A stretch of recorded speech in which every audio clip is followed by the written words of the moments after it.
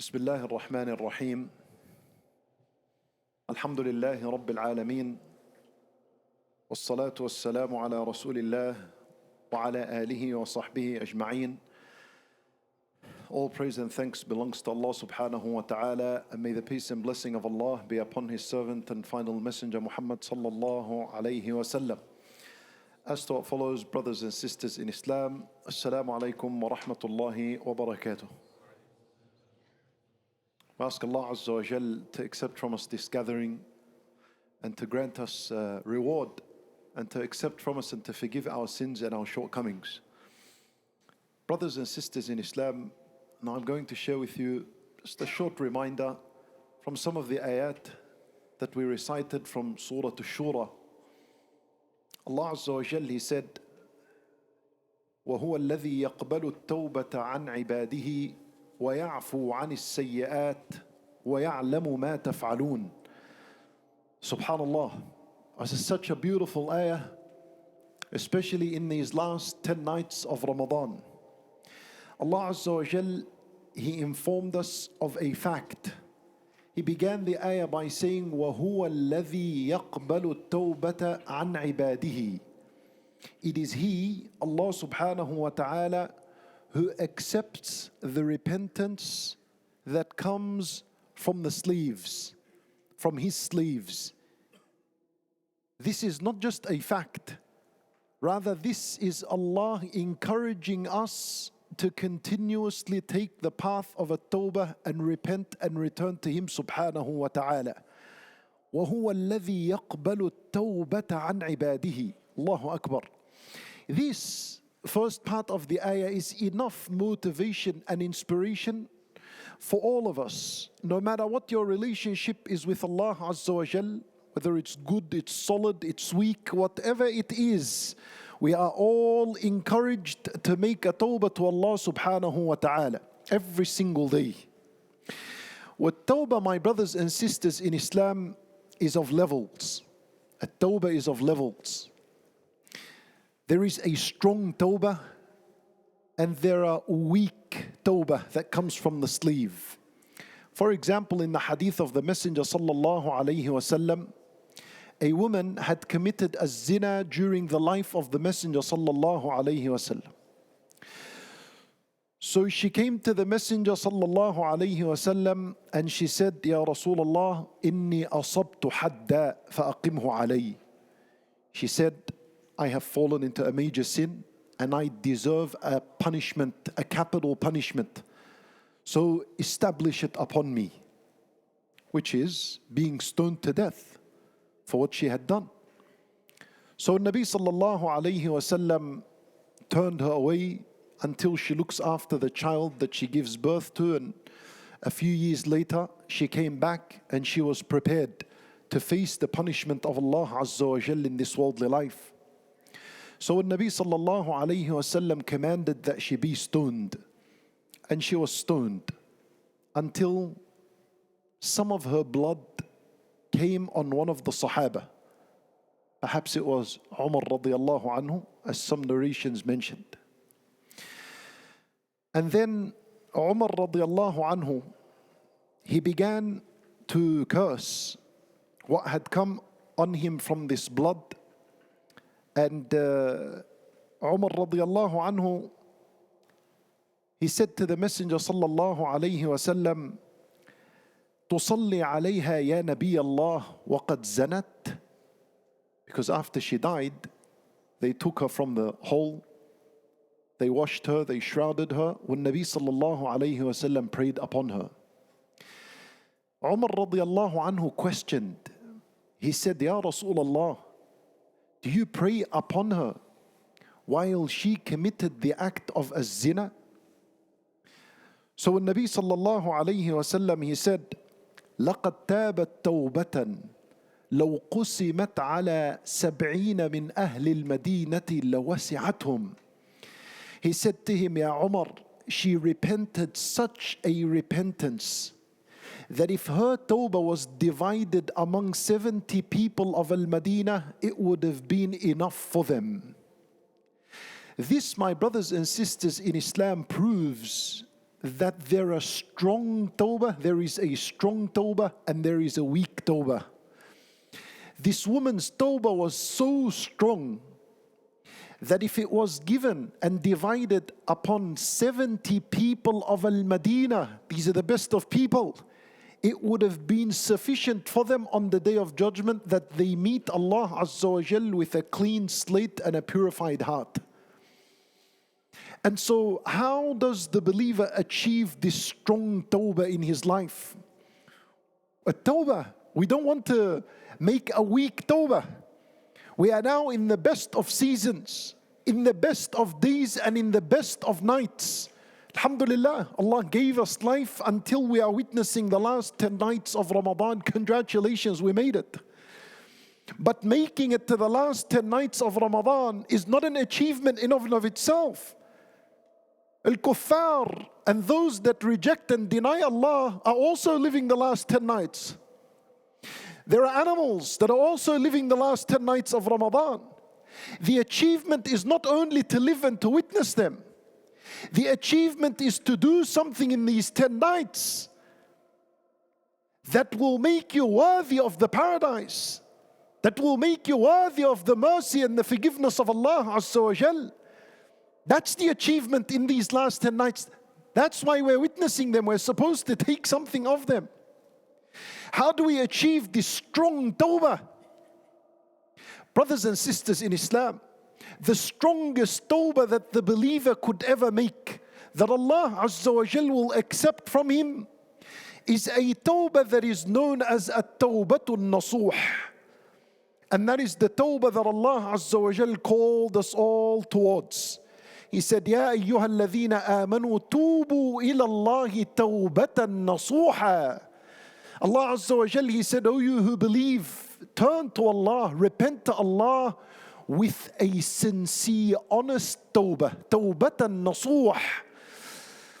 What is a tawbatun nasuh? Because if we did a tawbatan nasuh, then that would be the strongest tawbah you've ever made in your life. And that's the tawbah that you want to meet Allah Azza wa Jal with. At-tawbatul nasuh, brothers and sisters in Islam, the word nasuh, the word nusah, the word nasiha, it means for something to be filtered and cleansed and purified. They say in the Arabic language, nasahtul asal. If I filtered the honey, and as a result, I got pure, clean honey, and all the beeswax and the sticks and the dead bees were all removed and filtered out. If I've removed all that stuff out, the debris, and I've got honey at the end, that action is known as nasahtul asal. So tawbatan nasuh is a sincere, clean, pure tawbah. And how is this achieved? The ulama rahimahumullah told us. Number one, in order to score this tawbatan nasuh, which is the strongest tawbah you'll ever make, is that you make a tawbah from all your sins. From all of them. See, there are some people that may make a tawbah from drinking alcohol, but he doesn't make a tawbah from a zina that he practices. Some maybe make a tawbah from a riba, but they don't make tawbah from the oppression that they have done against the people. This is a weak tawbah. A strong tawbah, a tawbatan nasuh, is a tawbah from all the sins, all of them. And this requires for you to focus and to be sincere and to be honest. Because a tawbah from all your sins, that implies an honest relationship you have with Allah Azza wa Jal. And that's the first thing, a tawbah from all the sins.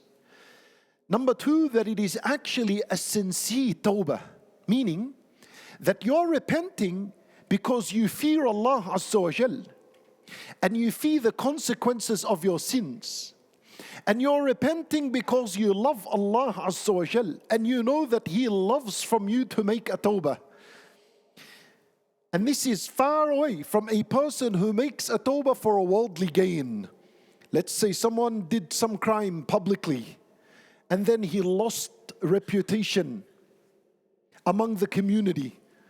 Maybe such a person makes a tawbah so that he can grow in the eyes of people. That's not a tawbah al-nasuh. He did that for the sake of the people. A tawbah al-nasuh is that the tawbah is sincere for Allah, because you actually feed Him subhanahu wa ta'ala. And you also loved Him as well, and you know that He's the one who accepts this tawbah from the slaves, so you did it only for Him and no one else. This is now strengthening your tawbah and making it stronger and stronger. And you're making a tawbah to Allah from the sins because they are sins. They make Allah Azza wa Jal displeased with you. They are a road to the hellfire, and that's not where the believer wants to go. So this is the intention in why you make a tawbah. Some people, masalan, they smoke, but then he says, I've made a tawbah from the cigarettes, but the real cause was because he couldn't afford it anymore. It was too expensive. So he left it. That's not a sincere tawbah. He left it because of a worldly matter, not because of Allah Azza wa Jal. I gave you a small example, and you can use that to relate to other sins in your life. Tawbah needs to be for Allah Azza wa Jal. Then it needs to be in the time of an accepted tawbah. So if the soul has reached the throat, or if the sun has come out from the west, that's not a tawbah al-nasuh. That's a rejected tawbah. It will not be accepted. So it has to be in the time of acceptance. And what better time than these 10 nights of Ramadan? And also, ulama rahimahumullah, they say that the conditions of a tawbah al-nasuh, one related to the past, one related to the present, and one related to the future. The past is that you regret what you had done of sins. You regret. You regret. How did you disobey Allah Azza wa Jal? You regret that you disobeyed Him while knowing He saw you all along.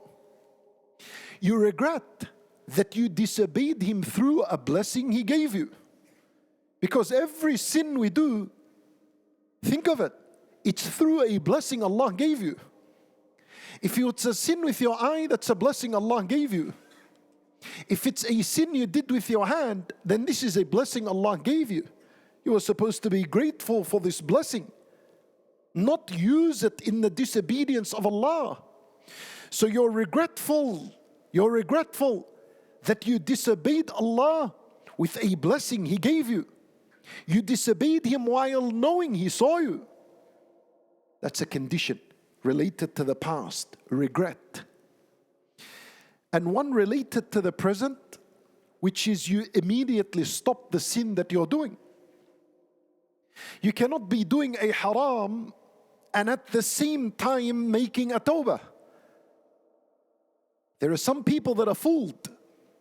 As he's doing his sin, he's saying astaghfirullah and making a tawbah with his heart. And that is a proof that you know Allah is watching and you know what you're doing is wrong. So you need to stop the sin and make the tawbah. Just like when we make wudu. You cannot be making wudu while relieving yourself. You need to stop everything, clean yourself, then make wudu. And so the idea of the sin, you need to stop it altogether. Then you begin with a tawbah. And one condition related to the future, and that is that you intend deep in your heart that you will never go back to that sin ever again. You make this intention. Forget whether you're going to fall again or not, because if you do so, then you repeat the process. But at the time you make the tawbah, you do not plan and intend to go back to it. Why am I saying this? Because there are some Muslims in Ramadan, we ask Allah Azza wa Jal guidance for us and them, that they put a pause on some of their sins, intending that when Ramadan finishes, I will go back to the sin. And that, brothers and sisters in Islam, wallah, that is not an accepted tawbah. That is missing a condition. You cannot make a tawbah while having in your heart a plan to commit a sin after Ramadan. So you do not plan. And then if you did fall into the sin later on, you had a battle with your nafs wa shaitan and he overpowered you and you fell into the sin, then you immediately get up and you repeat this process once again. Having in your heart, وَهُوَ الَّذِي يَقْبَلُ التَّوْبَةَ عَنْ عِبَادِهِ. He's the one who يقبل meaning continuously accepts the tawbah. Subhanallah, Lord is very generous, subhanahu wa ta'ala. Yaqbal, present tense, meaning He continuously accepts this tawbah from you. And if you fell into the sin the next time, and the third time, and you continue to repeat that process, believe it or not, it doesn't nullify your first tawbah. And if I made a proper tawbah with all its conditions now from a sin, then later on I fell into the same sin again without planning for it, but subhanallah, shaitan took control and I fell into the sin. That sin that I do again does not invalidate the first tawbah. The first tawbah was accepted. The first tawbah, you earned the reward for making it. And now you repeat the process, and that bi'idhnillahi ta'ala is another accepted tawbah. And then Allah Azza wa Jal, He said, وَيَعْفُوا عَنِ السَّيِّئَاتِ. And He wipes away the sins. That's the effect of a tawbah. You see, وَهُوَ الَّذِي يَقْبَلُ التَّوْبَةَ عَنْ عِبَادِهِ. He accepts the tawbah from the slaves. Then He said, وَيَعْفُوا عَنِ السَّيِّئَاتِ. And He wipes away the sins. That's the effect. When you do a tawbah, this is what happens. Ya'fu. And you see this word ya'fu? That's the name of Allah Azza wa Jal, al-afu, that is supposed to be living in your heart throughout these 10 days. Why do we say that? Because Aisha radiallahu anha asked the Messenger sallallahu alayhi wa sallam, if I was to witness Laylatul Qadr, what should I say? He said to her, say, Allahumma innaka afu. Then this is the greatest name of Allah that you want to live with throughout these last 10 nights. Innaka afu. Tuhibbul afu. You love to wipe the sins and to pardon and to forgive. Have you ever heard of anyone that says, I love to forgive? No one. Except Allah Azza wa Jal. He actually loves to forgive. Then rest assured that you're in good hands with a Lord that loves to forgive. Fa'fu anna. Forgive our sins. Wal-afu is the complete erasing of the sin. The sin goes. The consequence of the sin goes. You will not be questioned about it on the Day of Judgment, and you will not be punished for it on the Day of Judgment. A complete wiping of it, as the Arabs would say, عَفَتِ الرِّيحُ الْأَثَرُ. You know, when you walk in the desert and walk on the sand, there are marks that remain behind you. When the wind comes and it blows it away, and the footprint has completely gone, the Arabs would say, عَفَتْ الرِّيحُ الْأَثَرُ. That the wind completely wiped the footprint away, gone. And so this is what afu means. This is what Allah does. Wipes away the sin. There's no record of it. See, unlike this worldly life, if you did a crime, it's registered against your name. And it's always there. It'll always haunt you. Those who've had a bad past and then made a tawbah from it, and then they straightened up their life, it's very hard for them to get a job if a security check is done on their name. Khalas, you can never erase it. You can never clear it from the records in this worldly life. It's different with Allah Azza wa Jalla. It's completely removed and erased. وَيَعْفُوا عَنِ السَّيِّئَاتِ. And finally, وَيَعْلَمُ مَا تَفْعَلُونَ. And He knows that which you do. Meaning He knows what type of tawbah you're doing. Is it sincere for Him? Or are you doing it for someone else? For something worldly? To restore a reputation you once had? Whatever it is, يَعْلَمُ مَا تَفْعَلُونَ. So be sincere. We ask Allah Azza wa Jal to grant us forgiveness, to accept our tawbah. We ask Him subhanahu wa ta'ala to forgive our sins and our shortcomings. إِنَّهُ وَلِيُّ ذَلِكَ الْقَادِرُ عَلَيْهِ. وصلى الله وسلم وبارك على نبينا محمد وعلى آله وصحبه أجمعين.